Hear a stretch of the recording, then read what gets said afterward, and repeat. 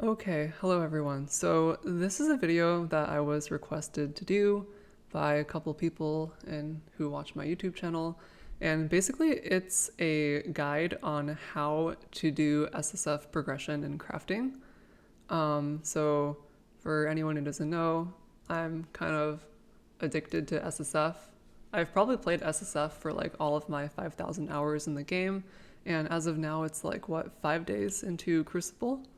And, I have a character in SSF that is level 97, and I've done all the content in the game. I've done Uber Elder, I've done Feared, I've done all of my favorites. The only thing I haven't done is, uh, whatchamacallit, Elder Slayers, because I just didn't drop a single Baran map the entire league, which is great. But other than that, I've done everything in the game, completed every single point of my Atlas, and I've also crafted some pretty decent weapons here and armor and stuff, as you can see. So yeah, a couple people have requested me to basically make a guide on just SSF progression in general, so I thought I'd just do that. So without further ado, this is the guide. So let's go. So first of all, I want to talk about what this guide is not. So this is not a racing guide. If you want a racing guide, there's better content creators out there who specialize in that. So you can watch TY2I Killer or Jungrown for that. It's also not an Acts 1 to 10 guide. Again, there's like better content online that's very specific on helping new players do acts. So this is not that.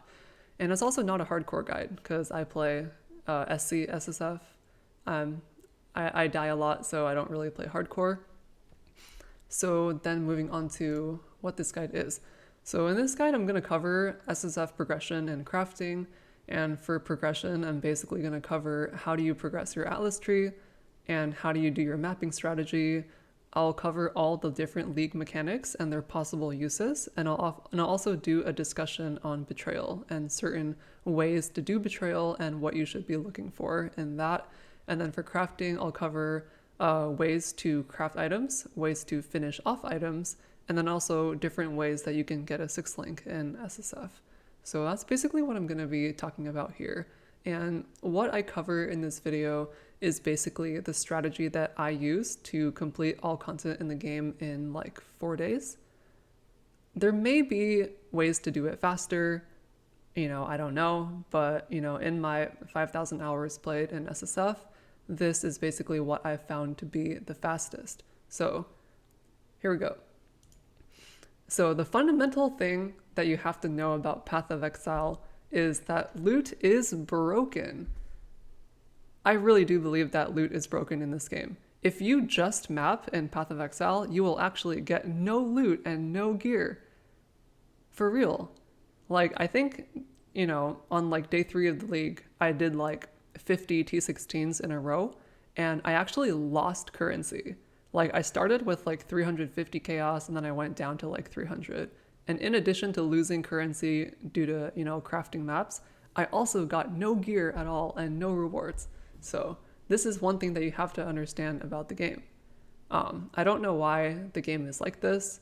I wish you could just like kill a map boss and then drop like 10C and like a really good base item and like, maybe 5 divine shards or something.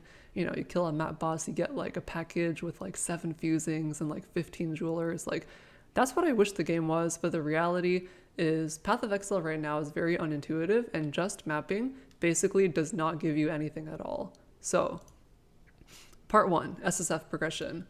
If mapping is unrewarding, then how do you actually get loot and gear?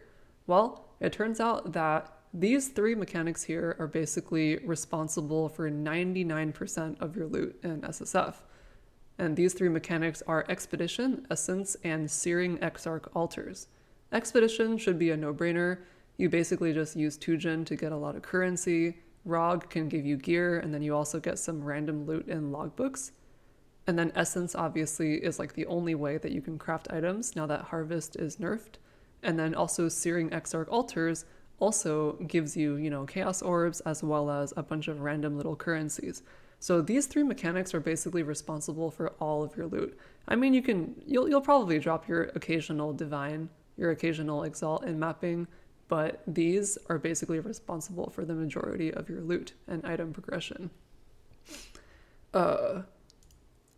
So moving on, how can we use those three things to the maximum potential? Well, the first thing to know is that you have to get to T16 maps fast. And the reason for this is that Expedition, Exarch, and Altars are really only good in T16 maps. The exception is Essences. You can technically farm Essences in low tier maps like tier 1, but all of the other stuff requires T16 maps to do. And what exactly does a T16 map allow you to do that's different from a tier 1? Well, the higher your map tier, the more rewards you get from Expedition. Also, Searing Exarch Altars only appear in T14 to 16 maps. Also, you only get Conqueror, Shaper, and Elder maps that drop, those maps, they only drop as tier 14 to 16, right? And then also more map completion equals more Atlas points equals more currency. And then also you get the best base drops, such as eye level 83 to 84 in T16 maps. So generally, your goal should be to get to T16 as fast as possible. And since this is a requirement, then you basically have to pick a good league starter, right? Because if you pick a bad league starter and you're stuck in yellow maps, then you're basically not going to get the maximum progression from all of these mechanics. So I would recommend picking a league starter that has at least 3 million DPS on all yellow SSF viable gear. And by SSF viable, I mean stuff like life triple res and, a weapon that has like 2 damage mods and attack speed, right? For example, Boneshatter Juggernaut can do, more than 3 million on SSF viable all yellow gear. So now that we understand why T16 maps are good, we need to then know how can you get to T16 maps really fast? And the first thing that I will recommend is go and watch TY2I Killer's video on map progression and follow exactly what he says in that video, because he can make that video a lot better than I can. And when he talks about things like the diagonal map running strat, as well as the Atlas tree at the start, basically what he says is correct, and he can say it much better than I can. So I would recommend checking out that video. Other than that, the general idea is you take all the map and Kirac nodes on the Atlas tree, and then you craft as little as possible and just map as much as possible. And crafting as little as possible is important because you need to save your currency for endgame crafting, right? Like, you're only going to get so many essences. You're only going to get so many chaos and SSF. So ideally, you just, craft a couple of items that are good enough meaning like 3 mod, right? An example of a 3 mod item is like a weapon with flat fizz and crafted attack speed, helmet with 2 res, crafted life. Like, these 3 mod quote unquote good enough items are basically enough to do up to T16 maps on good league starters, right? And then you basically save all your currency until you get to the end game. And then once you get to the end game and you got your eye level 83, 84 bases, then you can use your essences to craft on those good bases. So that's what you're basically supposed to do. And one thing to note is that you'd be surprised how many of these 3 mod good enough items you can find just picking stuff off the floor and IDing them. So yeah, that's one thing that I found to be really important.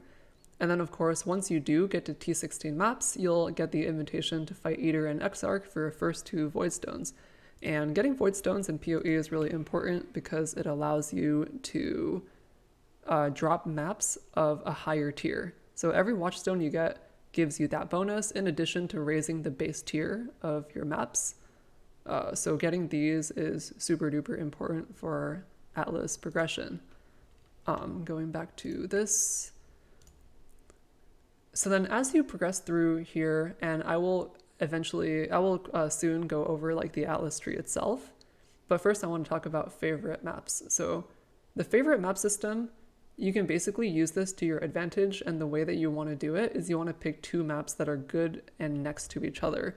The reason for this is because every single map in Path of Exile can drop the adjacent map to it. So for example, in this example, I'll use Beach and Jungle Valley. If you look here, if you locate Beach you'll see that beach is adjacent to Jungle Valley. So if you're doing beach, you have an increased chance of dropping Jungle Valley. If you run Jungle Valley, you have an increased chance of dropping beach. And these two maps are desirable because they have very linear layouts and they're very easy to do. So you basically just want to pick two maps like that and just run them together. You want to use one favorite map slot for the worst one and the rest of them for the better one. In this case, Jungle Valley is worse because the boss takes a while to spawn.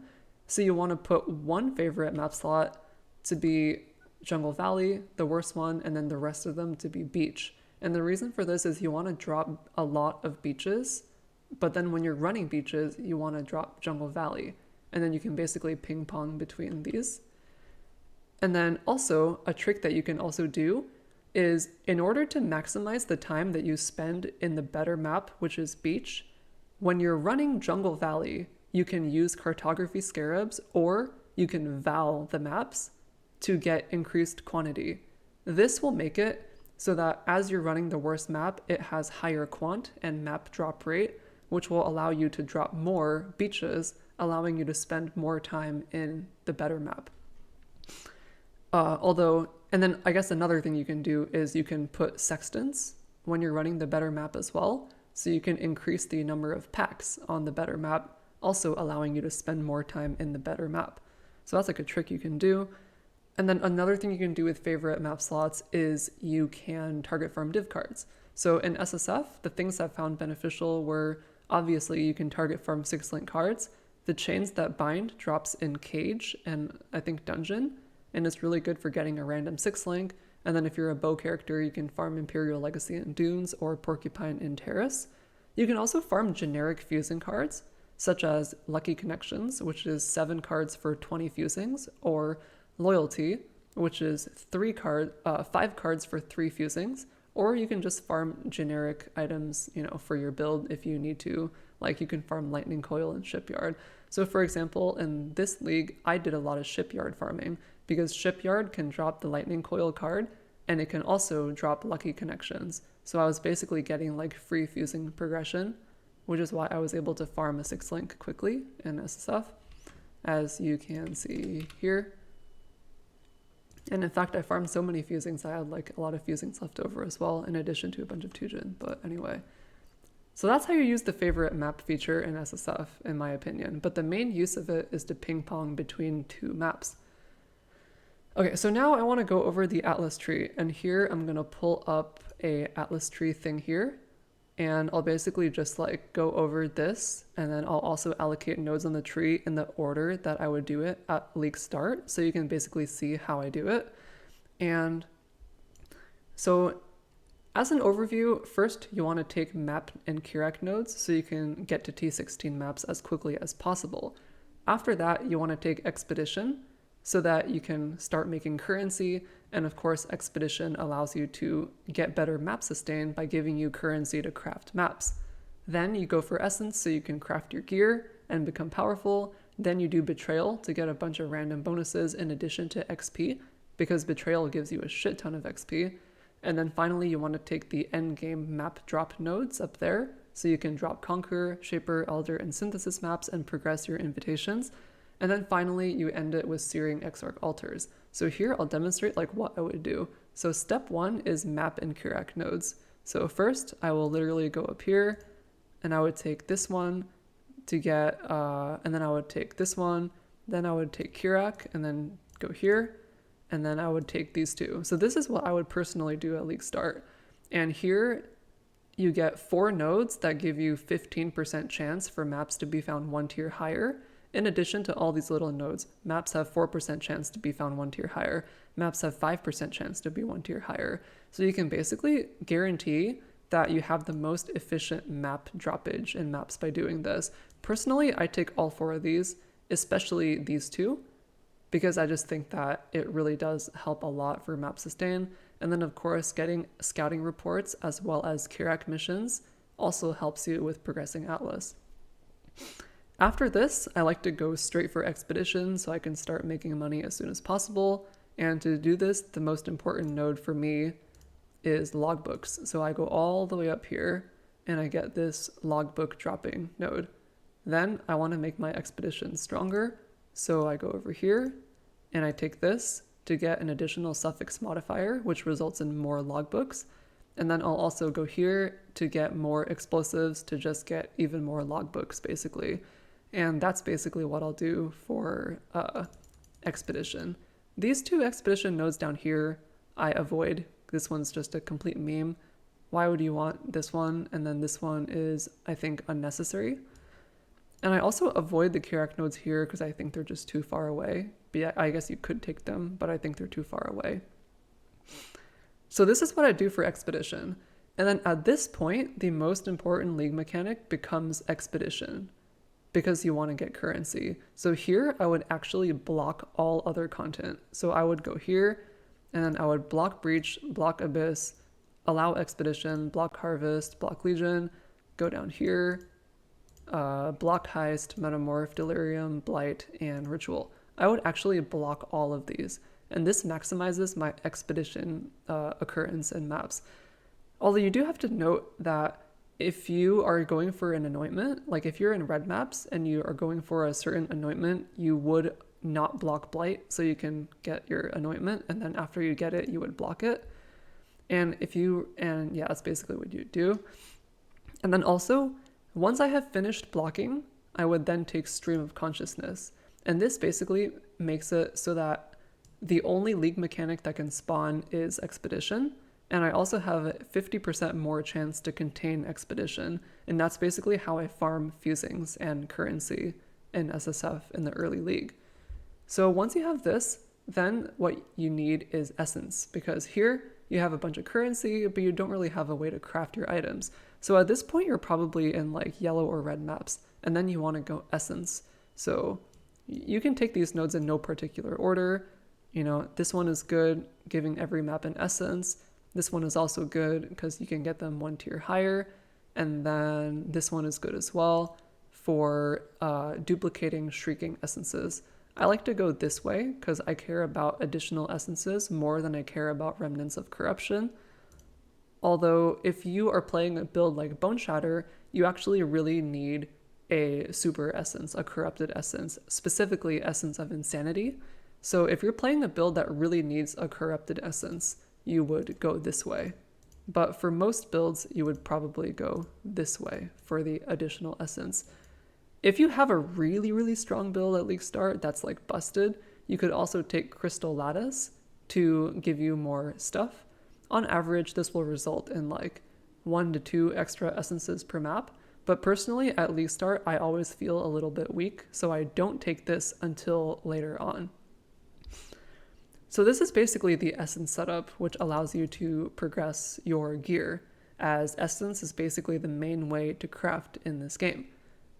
After you take Essence, I recommend going Betrayal, because Betrayal gives you a lot of bonuses that I will be covering in detail. So for Betrayal, the most important node that I like to go for is Test of Loyalty.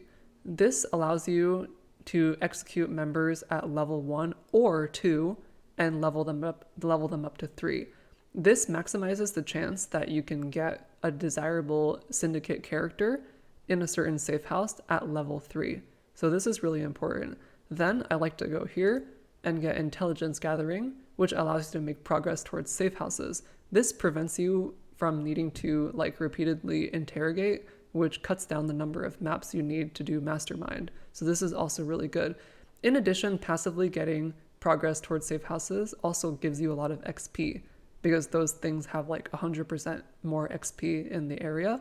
And in addition, doing Syndicate in general is really good for XP, because every time you perform an action on a Syndicate member, you get a small burst of XP. So Syndicate's definitely really good in SSF. And then after I take those two things, I will take this. So I can get a 4% chance to get additional June mission on completion. And these 3 nodes basically come out to 1.3% chance per point to get an additional June mission. So I do like to do that. There is also this node here, Covert Stakeouts. It says randomly encountered masters in your maps and master missions from completing your maps have a 100% increased chance to be June. And you can take this. However, I would not take this early on because early on I want Kirac more, right? Taking this early on I think is bad because you want your master missions to be Kirac, but later on, once your Atlas completion is looking really good, then you can take this node, and it basically allows you to get all your master missions to be June, or to like have them more weighted towards June, which is great for progressing your Betrayal. After you take Betrayal, I would then recommend going for Endgame Map Drops. So this means you take the Conqueror Map Drop node, you go up here and you take the Shaper Map Drop node, and then you go over here and you take the Synthesis Map Drop node. And this is really important because in SSF you cannot buy these maps, so you basically have to maximize the chance that you drop these maps at all times. So like things like Cortex, Conqueror maps, Uber Elder Progression, you need these 3 nodes to get that. So I will basically leave these 3 nodes on for the entirety of the league in SSF. And then finally, once you have all of this, you're pretty much good to go. And then I would recommend finishing off with Searing Exarch Altars. Searing Exarch Altars is a great way for you to get more currency in general, so there's basically no reason not to go for it. So then you would go like this, and then you would get these, then you would go over here, and you would get this. This will give you additional chance to get Searing Altars. It will give you more embers, and you will also get more upsides, which means more loot. So you can get this. Another thing you could do, if you have extra points, you can also take these 2 things here, and that will give you 10% increased pack size, which will technically give you more altars and more loot, but it's totally optional. Another thing you could do is grab these 3 nodes in the center, and these 3 nodes basically give you 1% quant and 5% rarity per point. So it's never bad to take these, right? You could totally do it.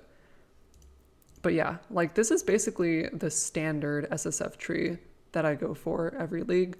I think it just has everything. And then of course, if you need to farm the blue guy, you can take off the red points and put them in blue and Eater, and it's basically the same thing. And then once you get into the end game, which is like once you've completed all of your Atlas basically, then you can respec some of these points. So this tree is basically from league start into completing your Atlas. Once your Atlas is completed, you no longer need Kirac because your Atlas is completed, right? And then in that case, once you get to that point, you can instead connect the tree like this on this side, right? And then you can unspec all of these nodes in the center. Because once you've completed your Atlas, you no longer need Kirac missions, you no longer need scouting reports, and then these map nodes become less efficient because you don't really need to drop maps 1 tier higher anymore because you've completed your Atlas, right? So you can do that. These nodes here, I would recommend leaving them for the entire league. I just think this is really good because getting a special map crafting option can sometimes give you like improved lab trial or alluring Valside area, which can help you get Gift of the Goddess or Mortal Fragments to help you progress at Searing for Feared, so that's really good. And then of course, Shaping the Mountains is basically free chaos, like getting stuff like free expeditions, free harvest, free heist. I just think that stuff is really useful. So these nodes I would leave on for the entire league, and it also helps you with map sustain. So like this is the tree that I would go for in the end game. And if you can see here, I'm actually like 17 points short. So you actually have 17 points to spare with this setup. And then you can basically go whatever you want. So like whatever content that you enjoy going for, you can go for basically. So yeah, so then going into every one of these in specific, yeah, I mean, map and Kirac nodes, pretty self-explanatory. Map sustain is good. For expedition, again, getting expedition early on means better map sustain because of Alch, Scour, Chaos, and Val orbs. It also allows you to craft items early on using ROG, as well as get generic loot from logbooks, which I think helps a lot. I personally leave expedition on for the entire league because I think that expedition is basically the only way that you can fill up your inventory with 20 stacks of like fusing, chaos, and whatever, basically like every day, right? I just cannot think of another way that I can get that much currency, so I leave it on. In addition, like every 100 rerolls or something, you might get some Divines or Exalts or even Geomancer's Incubator, which will give you a random 6-link body armor. So I just love the chance to get that stuff. And then as for my priority, Danig first, of course, for the rerolls, and then Tujen for the currency, and then finally Rog. Sometimes I will skip Rog if I already have pretty good items and I don't know what I'm going to play next. But yeah. And then we're not going to mention Gwenin because after the nerf, Gwenin I think is just basically never ever worth doing. So that's my expedition strategy. Another honorable mention note is the one up here, which says expeditions in your maps have an increased chance to be led by Tujen or Danig. I personally don't think that this is worth it. It just doesn't seem to like improve the odds of seeing Tujen very much, so I just don't take it. I feel like it's a waste of points and it doesn't really have as high impact as you would like. And besides, like if you get any of Danig, Tujen, and Rog, it's good for you. So like you don't even need to focus any one, in my opinion. So I would personally not take these, but you can if you want to. Moving on to Essence. Since Harvest was completely gutted, I believe that Essence spam is sadly the best way to craft in SSF. You basically just click essences on your items, and the general strategy is you can craft PDPS weapons using Essence of Contempt, that's the flat physical one, and Essence of Zeal, that's the attack speed one. And then you can also use resistance essences for elemental res and chaos res on your armor.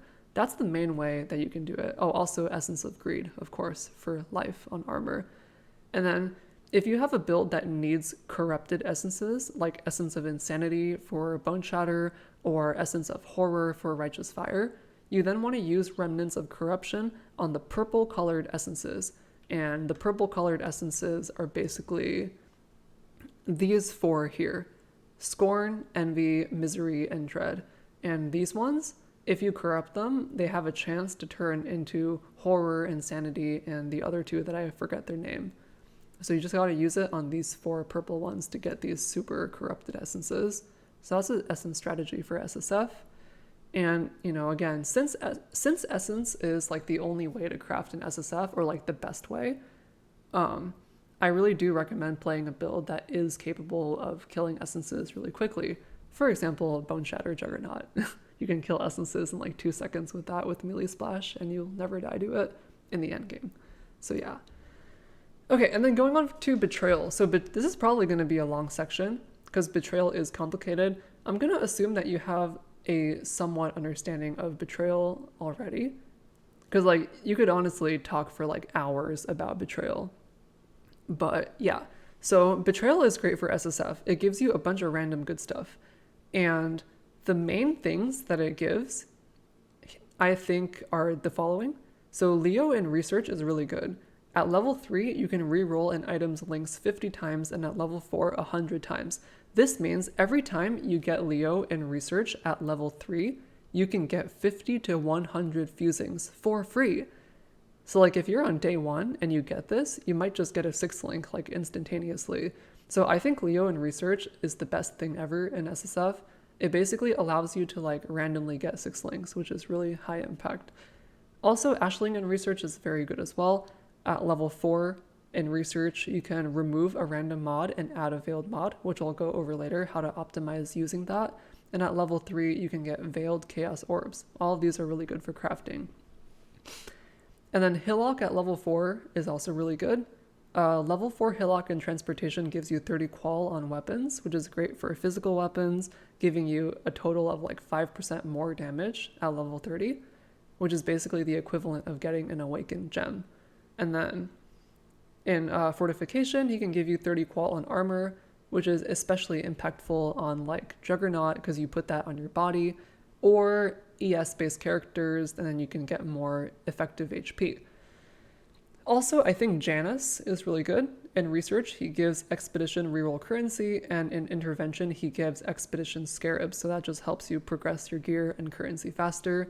And then Elrion is not useful in a safe house, but unveiling Elrion rings and amulets can give you minus cost, which is really, really useful in SSF. But you should note that there's actually 2 minus cost mods, but they're the same mod group. So like if you unveil minus cost to channeling skills, it also unveils minus cost to non-channeling skills because they're the same mod, which is kind of unintuitive for new players. But yeah. And there's also other classes of mods that are similar. For example, if you unveil cold.multi, you also unveiled fire.multi.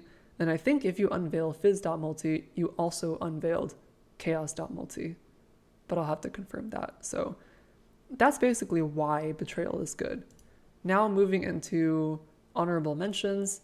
Again, if you really want an exhaustive list of like what the different people and different safe houses do, I would recommend looking up a Betrayal cheat sheet for the current league.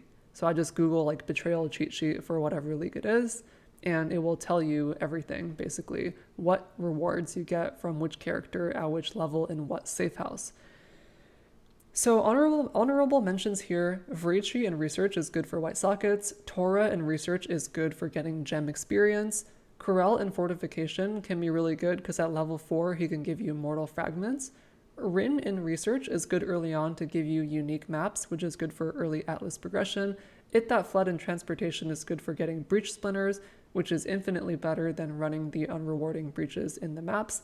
And then Gravicius, again, not useful in any safe house, but if you unveil body armor from him, you can get 6% fizz taken as fire and as lightning, which on a squishy character like a ranger basically will give you 9% fizz mit at 75 elemental res. So that mod is like really useful for a bunch of different builds. So what is the general Betrayal strategy? So the general strategy, again, like you could probably make a video for hours about this in particular. So I'll just go over like the general strategy for this. So what you basically want to do here is get characters in the correct safe house. If a character, for example, let's use like Leo, right? Like I want to get Leo in Research. And then if he's in there, I want to level him up to level 3. You can level characters up by clicking the button on the right-hand side. Note that the button to level characters up only appears if you get multiple characters in one encounter. So ideally, you want to have like multiple people in the safe house so you can level them all up. You also never ever want to interrogate desirable characters like Leo because interrogation makes their level go down. However, if a desirable character is not in the correct safe house, like if Leo was not in Research but he was in Intervention where he's useless, you would interrogate him repeatedly until his level drops to 0. Then you wait for an opportunity in a Research encounter to move him to that safe house. Then you can level him up as per step A. There's also these things called bonds, which you can create in Betrayal, which is basically like an option will show up that says, you know, so-and-so becomes trusted or so-and-so becomes rivals. And if you get this and it involves a desirable character like Leo, you want to do it because bonds increase the chance that you get a certain character to show up. So you do want to create bonds with desirable characters. However, you do not want to create bonds with undesirable characters. Also, sometimes you will get the option to clear all rivalries, and you basically never want to press that button because it will remove all of your bonds, or it will remove all of your rivalry bonds, and it will make it so that if you have good bonds linking desirable characters to other characters, they will go away and then they will show up less often. The only time that you would remove all rivalries is if you have created bonds accidentally between two useless characters. And in that case, you know, obviously you would want to reset because you don't want those undesirable characters to show up. Now, if a character is not desirable, for example, Gravicius is not useful anywhere in the safe houses. So if he's level 3 or level 2, you can interrogate him, which will give you safe house intelligence over time. And usually at level 3, you'll get like 32 or 48, or 36 or 48, and at level 2, you'll get like 21 intelligence. And then if they're level 1, you don't want to interrogate them, you want to level them up. Because if you interrogate an undesirable character at level 1, then he goes into, you know, he leaves the safe house, and then you will get him in additional encounters, which you don't want to do. So if he's level 1, you just level him up. And then the basic strategy for running safe houses is if you don't need any of the characters to be level 4, you run the safe house. So for example, I usually run transportation, fortification, and intervention, but not research, because generally I have a bunch of good characters in research, such as Leo and Aisling. Whereas my fortification, transportation, and intervention are generally useless. So I like to run those. The only exception is maybe if you're going for like, Hillock in transportation or something, right? And then also a thing to note is that you don't always need to run safe houses because of the node on the Atlas tree up here, which gives you intelligence gathering. So this makes it so that every time you complete a map, you get 10 intelligence for a random safe house. And this can give you intelligence for a safe house that you already maxed out. So just remember that. But because of this node giving you intelligence, sometimes if you have like a really, really good character in a safe house, but you don't want to run the safe house and empty it out, you can just wait and then the safe house meter will fill up. And then like you can run another safe house that will like automatically fill up. And then you can run that and get mastermind intelligence that way. And then, so when do you run mastermind? So I would run mastermind either if I have a really good board. For example, if I have gotten Leo and Aisling tier 3 in research, for example, I would run it because I want to run it now so that I can get them in there again later, right? The other time that you would run mastermind is if your board completely sucks. Like if you got a bunch of bad characters and you're having a hard time, moving characters around and you want to just reset your board, then that would also be a time that you would run mastermind. And so like, what does it look like if your board sucks? So one way a board can suck is, of course, if you have no desirable characters that showed up, or the character that you want did not show up, or you have run into a situation where you have a safe house that is like all 3 stars. If your safe house has all 3 stars, you're never going to be able to get like a level 1 character to show up because you only get characters in Betrayal to appear if they are like 1 level different. So like a level 2 can be in the same encounter with a level 1 or a level 3, but if there's only level 1s and only level 3s, the 1s will never be in the same encounter as the 3, I think. This is where it gets really confusing, and I don't want to get too deep into it because there may be exceptions to that rule, I'm not really sure. Betrayal is a very difficult mechanic, and even after playing it for 5,000 hours, I'm still a little bit lost, and sometimes I feel like I'm not doing it right. So yeah, take that with a grain of salt, but that's the basic idea. And then in general, if you're going to run mastermind, it could also be a good idea to just run maps until you fill out your safe house progress using intelligence gathering. So you basically want to fill out your entire safe house progress, and then you run mastermind. And then immediately after you run mastermind, you can run those like 3 safe houses that you filled up, because the safe house progress will persist after you run mastermind. This will basically allow you, if you run 3 safe houses after, to interrogate 3 safe house leaders at level 2, because they come out at level 2 by default. And that will basically give you 90 mastermind intelligence right off the bat on an empty board. And then if you do this, you'll basically drastically cut down the time that you need to earn the next mastermind. So that's something that you can do. Okay, so that was Betrayal. That was a lot of stuff. So moving on to the next one, Endgame Map Drops. So this references, this top part of the tree, these 3 nodes up here. And why do you need this? Well, you need this because there are certain rare currency and items and stuff that you like really want from this content. For example, from Conquerors, you can drop Conquer Exalted Orbs, which are really good. And then you can also drop Awakening Orbs from Cirrus in addition to his loot pool, which is also really good. And then from Elder, you can of course drop Watcher's Eye, which is fantastic. And also the 4th Voidstone you get from Uber Elder. So you definitely want to make progress towards that. And then from Synthesis, you have the chance of dropping Cortex, as well as Bottled Faith, which drops in Cortex. And then as a general note, like getting these things gives you Maven splinters, right? Because progressing these maps gives you invitation progress, like, formed, twisted, forgotten, elder slayers, and doing that gives you Maven splinters, which gives you access to Maven's loot table, meaning that you can get awakened gems and uniques like Legacy of Fury, which is like really good for Righteous Fire, right? And then of course, getting Maven progress is important because if you can get a Maven, you can get the third Void Stone, which drops from Maven. So very important to do this, very important. And then you also, of course, get Atlas points and favorite map slots for doing this content as well. And then finally, once you have finished your entire Atlas, you basically finish off by getting Searing Exarch altars. Ideally, you want to pick a league starter that does not need Eldritch currency to function. For example, Boneshatter does not need Eldritch currency to function because you can get Tribal Fury for melee splash and then get the attack mastery for the additional strike. So then it allows you to take this last, which allows you to get more currency, basically. Yeah.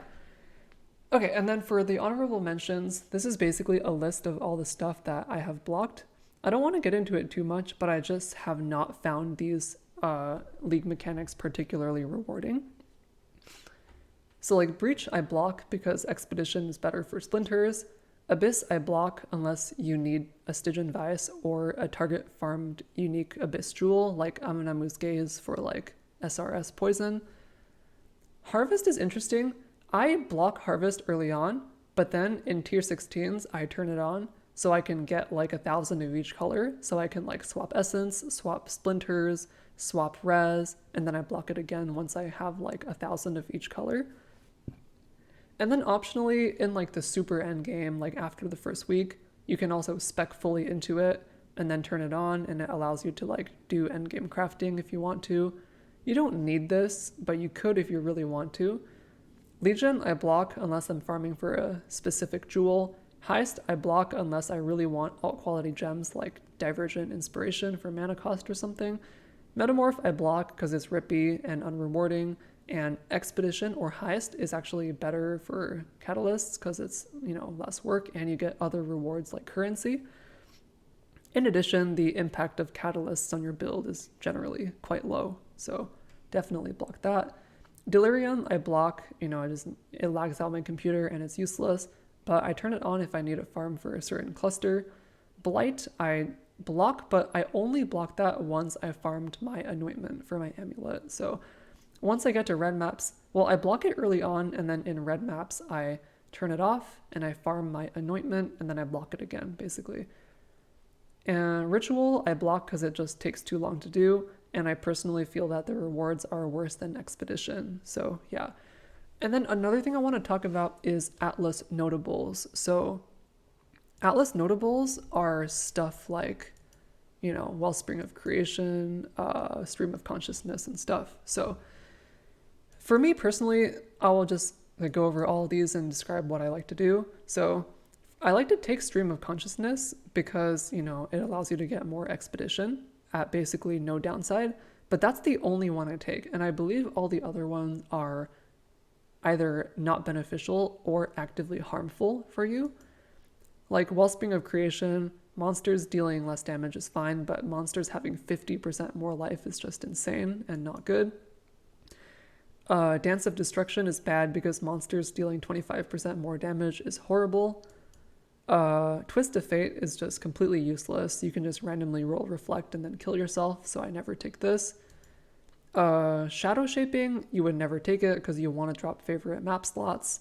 Singular Focus, I also never take because it seems good. However, the catch is that Singular Focus prevents you from dropping certain Conqueror, Shaper, Elder, and Synthesis maps because, for example, a Synthesis map is not a favorited map, right? Because a Synthesis map is like Relic Chambers or whatever for Cortex, right?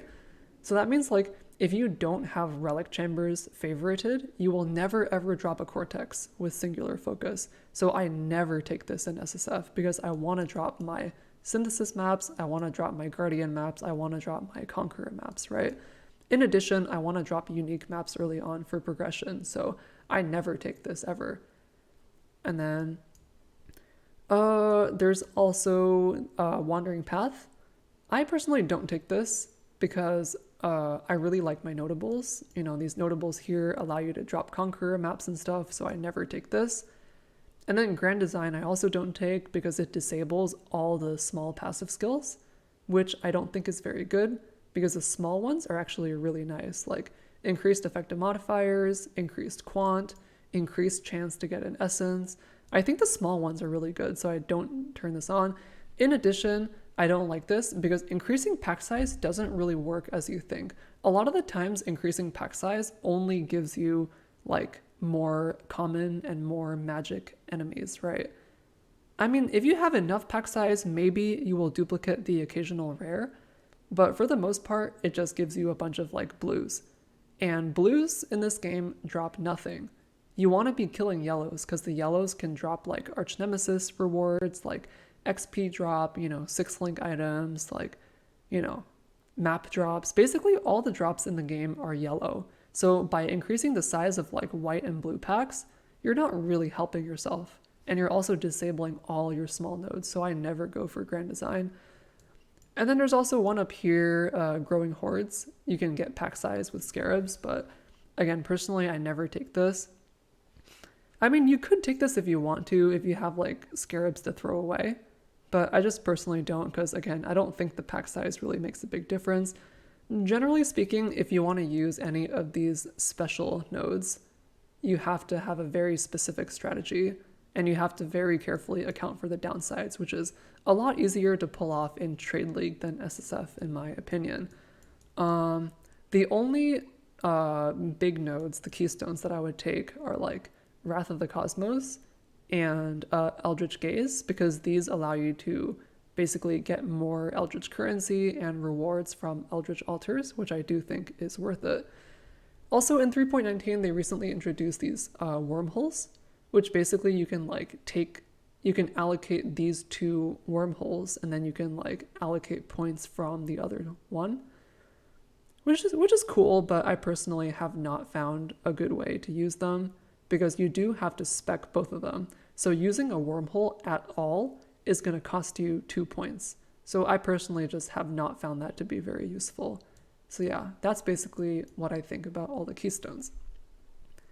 Basically, long story short, Eldritch Gaze, good. Wrath of the Cosmos, good. Stream of Consciousness, good. Everything else bad, in my opinion, for SSF. Okay, so back to the presentation. Yeah, so that's basically Atlas progression. Okay, I'm gonna take a drink of water.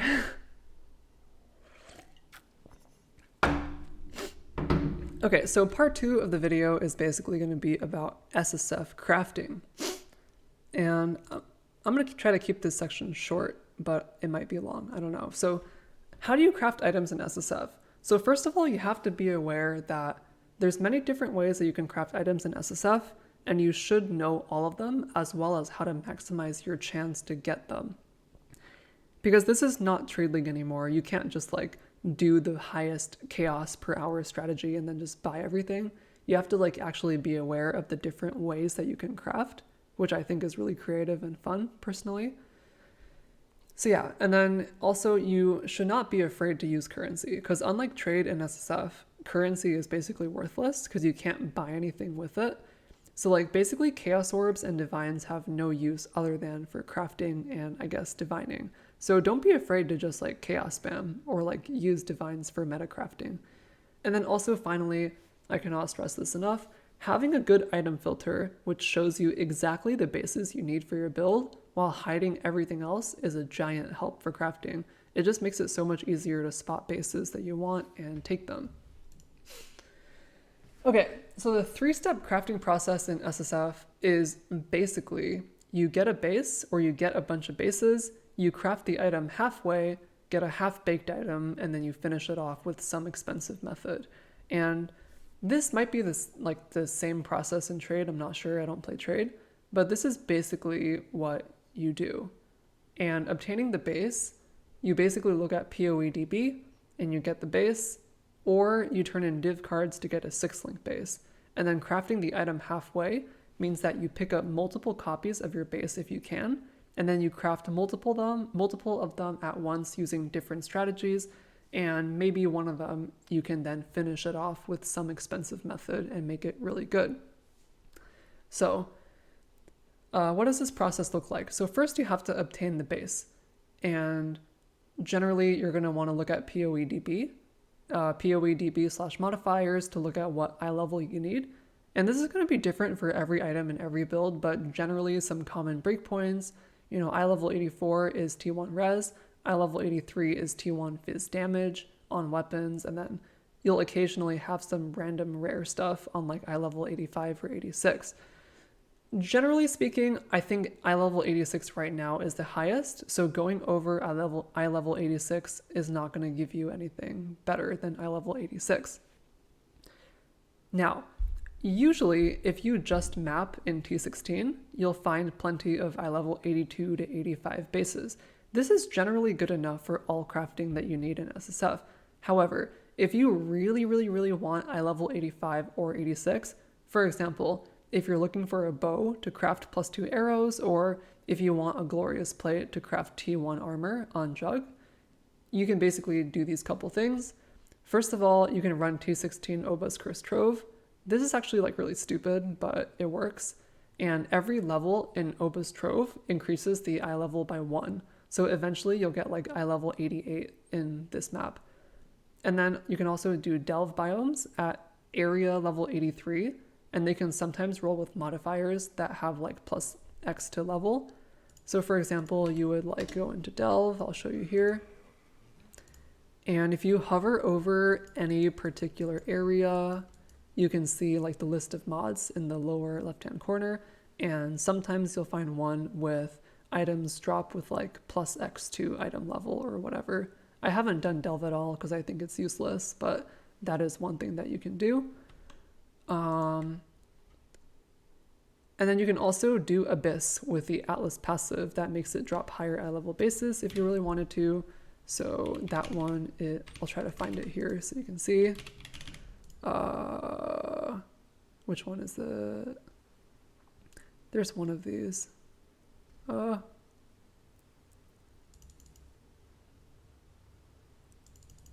swear there was one of these that increased the eye level of the stuff that dropped. Oh, here we go. So Inspired Darkness. Stygian Spires in your map drop items with +1 to item level.